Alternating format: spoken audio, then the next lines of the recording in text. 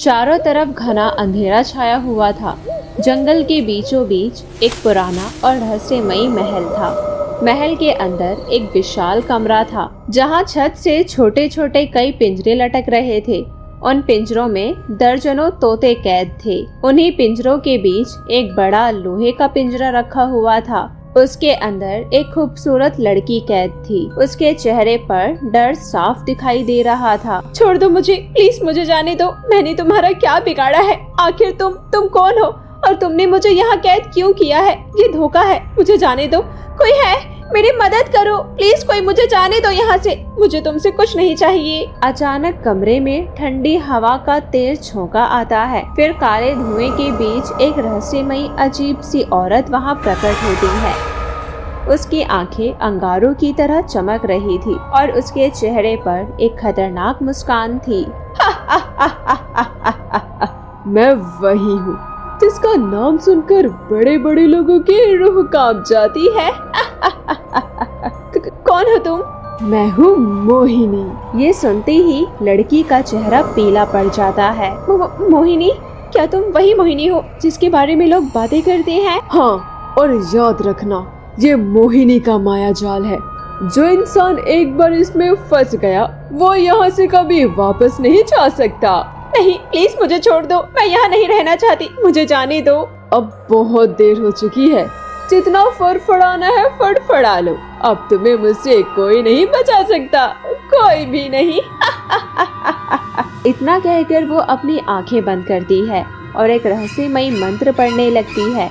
उसके हाथों से नीली चमकदार रोशनी निकलती है और सीधे पिंजरे के अंदर पहुंच जाती है। नहीं नहीं, ये क्या हो रहा है? मोहिनी रुक जाओ, प्लीज रुक जाओ, बचाओ, कोई मुझे बचाओ, कोई मेरी मदद करो। लेकिन अगले ही पल उसका शरीर सिकुड़ने लगता है। उसके हाथ पंखों में बदल जाते हैं।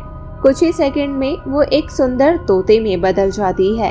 उसी के साथ उसका बड़ा पिंजरा भी छोटा होकर बाकी पिंजरों जैसा बन जाता है। तोता घबराकर पिंजरे के अंदर फड़फड़ाने लगता है। एक और शिकार मेरे माया जाल में फंस ही गया। अब तुम सारी जिंदगी इसी पिंजरे में कैद रहोगी। कमरे के बाकी पिंजरों से भी उदास तोतों की आवाज आने लगती है। ऐसा लग रहा था जैसे वे सभी कभी इंसान रहे हो। मोहिनी सभी पिंजरों की तरफ देखकर मुस्कुराती है। तुम सबकी तरह इस दुनिया में ना जाने और भी कितनी मजबूर लड़कियां हैं। कोई नौकरी की तलाश में भटक रही होती है, तो कोई रहने के लिए छत ढूंढ रही होती है, तो कोई पैसों के लिए परेशान होती है, और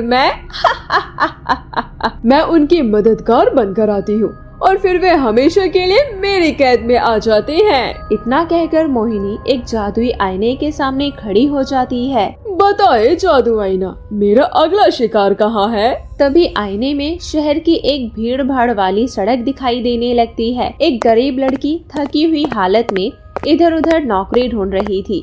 सुबह से शाम हो चुकी थी, लेकिन उसे कहीं भी काम नहीं मिला था।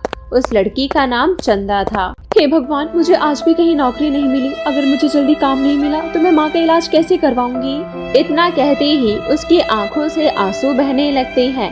उधर आईने में ये दृश्य देखकर मोहिनी के चेहरे पर एक खतरनाक मुस्कान फैल जाती है। लगता है मेरा अगला शिकार मिल गया। बेचारी अपनी माँ को बचाने के लिए कुछ भी करने को तैयार है, और यही उसकी सबसे बड़ी कमजोरी है। मोहिनी की आंखें चमक उठती है। अब फिर से मोहिनी का खेल शुरू होगा। उधर चंदा को बिल्कुल भी अंदाजा नहीं था कि उसकी जिंदगी अब एक ऐसे मोड़ पर पहुंच चुकी है जहां से वापस लौटना लगभग नामुमकिन है। अगले दिन सुबह चंदा एक बस स्टैंड के पास बैठी थी। उसकी जेब में सिर्फ कुछ ही रुपए बचे थे। वो बार बार अस्पताल से आई माँ की दवाइयों की पर्ची को देख रही थी। हे भगवान, अब मैं क्या करूँ? मुझे आज भी कहीं कोई काम नहीं मिला। अब मैं ये दवाई कैसे खरीदूंगी? तभी उसके सामने एक चमचमाती हुई बड़ी सी काली कार आकर रुकती है और उसमें से एक खूबसूरत औरत बाहर निकलती है। ये मोहिनी थी, लेकिन इस बार उसने अपना असली रूप छिपा रखा था। क्या हुआ लड़की, तुम बहुत परेशान लग रही हो, क्या बात है? मेम साहब, मेरी माँ बहुत बीमार है, मुझे उनके इलाज के लिए पैसे चाहिए, लेकिन मुझे कहीं कोई काम नहीं मिल रहा है। मुझे कुछ भी समझ में नहीं आ रहा है, मैं क्या करूं? इतना बोलकर चंदा रोने लगती है। तुम रोना बंद करो, मैंने तुम्हारी माँ की इलाज के सारे पैसे भर दिए हैं। अरे मैंने ये सब तुम पर तरस खाकर या मुफ्त में नहीं किया है। मैं जानती हूँ तुम एक ईमानदार लड़की हो, इसलिए मैं चाहती हूँ आज से तुम मेरे साथ मेरे महल में काम करो। मेरे महल में बहुत काम है, तुम चलो मेरे साथ। आपने बिना जाने पहचाने मेरी इतनी ज्यादा मदद की, उसके लिए आपका बहुत बहुत शुक्रिया। आप मेरे साथ कुछ भी गलत नहीं होने देंगी, इस बात का मुझे पूरा विश्वास है। मैं आपके साथ चलने के लिए तैयार हूँ। उसके बाद मोहिनी के साथ उस रहस्यमयी महल में आ जाती है। महल को देखकर चंदा हैरान रह जाती है। इतना बड़ा महल, मेम साहब यहाँ तो बहुत से लोग रहते होंगे। हाँ, बहुत सारे मेहमान हैं यहाँ पर। चंदा को उसकी मुस्कान कुछ अजीब लगती है, लेकिन वो ध्यान नहीं देती। रात को चंदा को महल के ही एक कमरे में ठहराया जाता है।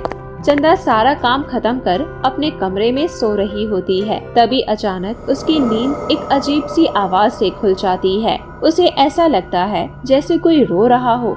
वो धीरे धीरे कमरे से बाहर निकलती है। आवाज का पीछा करते हुए वो महल के एक बंद हिस्से तक पहुंच जाती है। वहाँ एक दरवाजा खुला हुआ था। जैसे ही वो अंदर झांकती है, उसके होश उड़ जाते हैं। कमरे में दर्जनों पिंजरे लटके हुए थे और उनमें कैद तोते बेचैनी से फड़फड़ा रहे थे। तभी एक तोता धीरे से बोलता है, भाग जाओ, यहाँ से भाग जाओ। ये कैसे हो सकता है? तुम बोल कैसे रहे हो?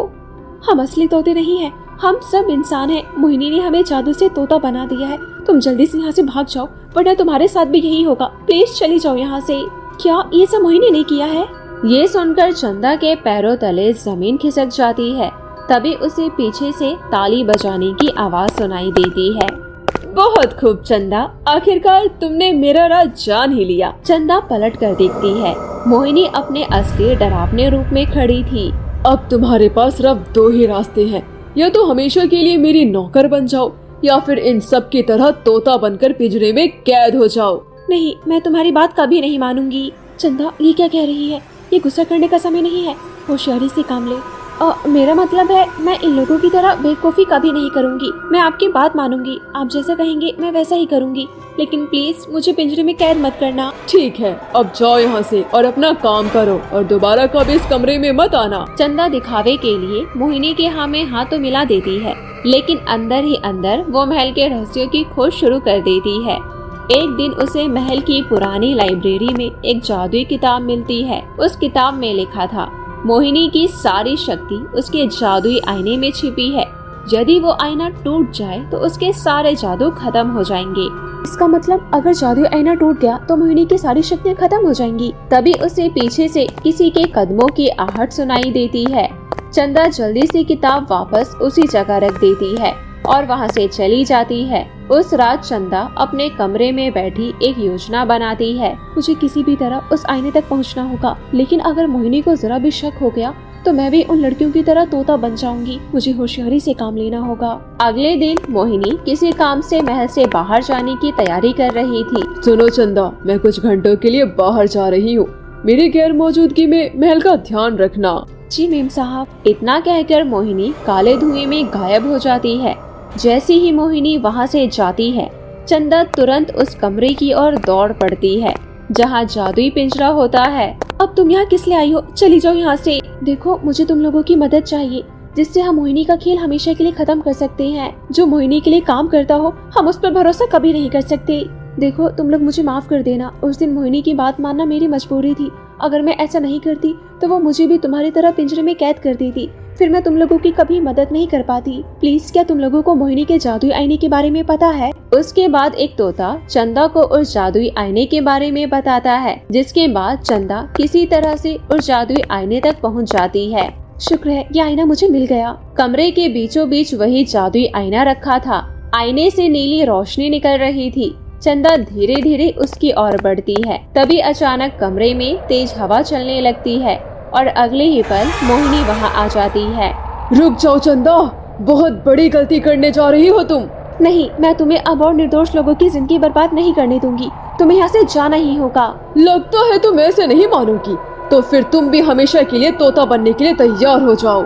ये कहकर मोहिनी मंत्र पढ़ने लगती है, लेकिन इस बार चंदा बिना डरे फुर्ती में पास रखा एक भारी लोहे का स्टैंड उठाती है और पूरी ताकत से जादुई आईने पर दे मारती है।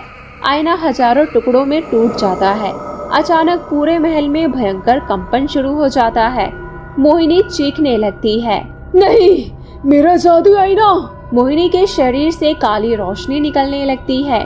मेरी शक्तियाँ खत्म हो रही है। कुछ ही सेकंड में मोहिनी का जादू पूरी तरह समाप्त हो जाता है। वो धुएं के बादल में बदलकर हमेशा के लिए गायब हो जाती है। उसी समय महल में कैद सभी तोतों के शरीर चमकने लगते हैं। एक एक करके सभी तोते फिर से इंसान बन जाते हैं। सभी लड़कियां खुशी से रोने लगती है। हम आजाद हो गए। चंदा, तुमने हमारी जान बचा ली। अगर तुम नहीं आती तो हम कभी यहाँ से नहीं निकल पाते। सभी लड़कियां मिलकर चंदा को धन्यवाद देती है। कुछ देर बाद सभी लड़कियां महल से बाहर निकल जाती है। जैसे ही वे बाहर पहुंचती है, पूरा महल हिलने लगता है और देखते ही देखते वो रहस्यमयी महल मिट्टी में मिल जाता है।